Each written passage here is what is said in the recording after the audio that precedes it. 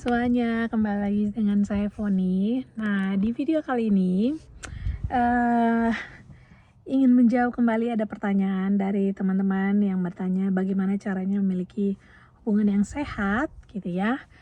Entah dalam berpacaran seperti itu ya, sehingga saya ingin menjawab berdasarkan pengalaman saya sendiri.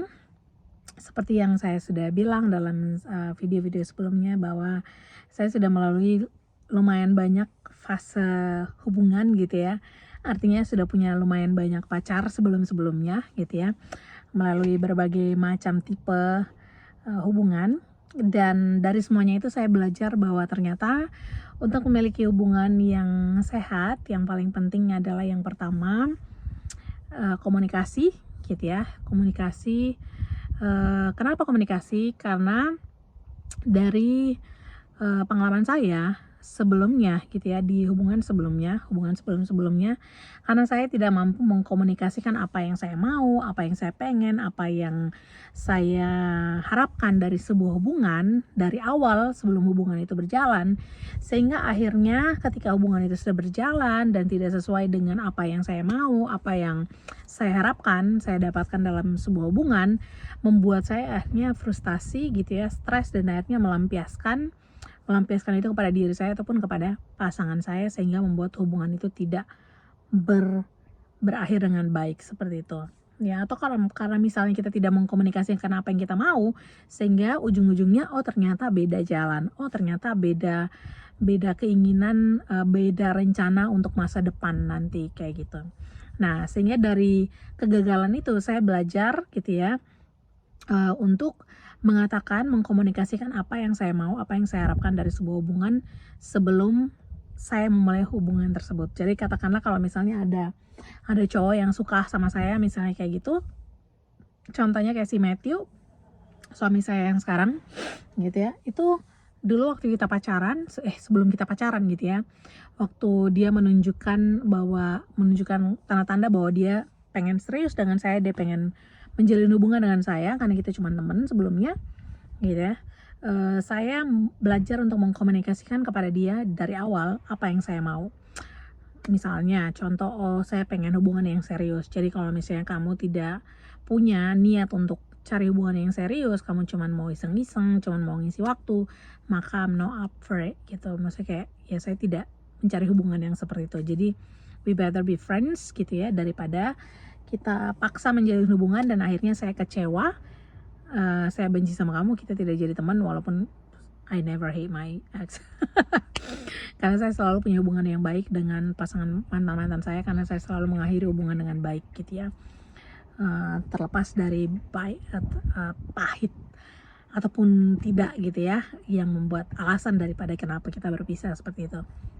Nah, jadi belajar untuk mengkomunikasikan apa yang kamu mau. Misalnya, saya tidak mau kalau misalnya berantem depan publik, depan umum gitu ya. Kalau misalnya saya tidak suka dengan kamu, begini cara kita akan menyelesaikannya. Kalau kamu tidak suka dengan saya, begini cara kita menyelesaikannya. Saya bicarakan, saya ke depannya saya seperti ini. Misalnya saya pengen menikah, saya pengen punya anak, saya pengen tinggal di sini, misalnya bla bla bla, saya pengen punya bisnis seperti ini. Nah, kamu rencana ke depannya seperti apa? Nah, kamu harus bisa mengkomunikasikan ini supaya kamu tahu apakah ini akan bentrok atau tidak. Apakah kamu akan bisa satu jalan ke depan, atau malah nanti berpisah karena tidak satu jalur gitu ya, ke depannya sangat berbeda ataupun tidak mampu mendukung satu sama lain seperti itu. Nah, jadi lebih baik dikomunikasikan dari awal. Nah, terus yang kedua adalah berdasarkan pengalaman saya untuk membuat sebuah hubungan yang sehat, sekali lagi belajar dari pengalaman-pengalaman sebelumnya gitu, yaitu harus bisa merendahkan diri. Merendahkan diri artinya tidak egois atau tidak mementingkan ego saya sendiri. Katakanlah saya S2, pendidikan terakhir saya S2, saya orang yang berpendidikan gitu ya. Saya punya karir, saya orang yang cukup terpandang misalnya seperti itu ya. Atau saya orang yang wow, contohnya seperti itu. Saya banyak talenta, saya banyak banyak hal yang bisa saya buat seperti itu. Sedangkan pasangan saya, contoh misalnya suami saya cuma tamatan SMA seperti itu, dia tidak tamat S2 seperti saya.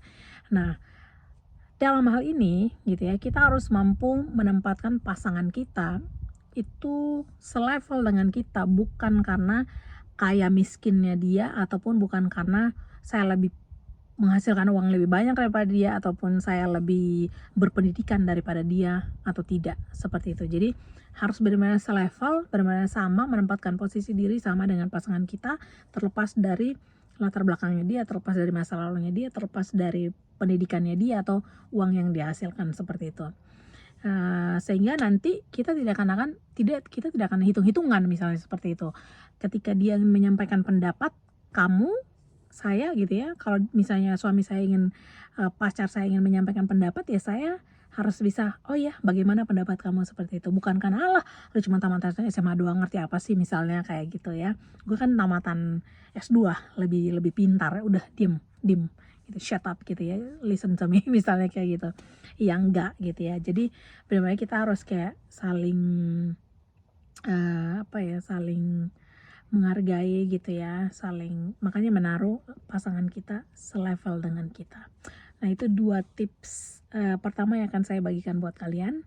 Tips-tips berikutnya ya untuk memiliki hubungan yang sehat di video selanjutnya. Hai, see you in the next video.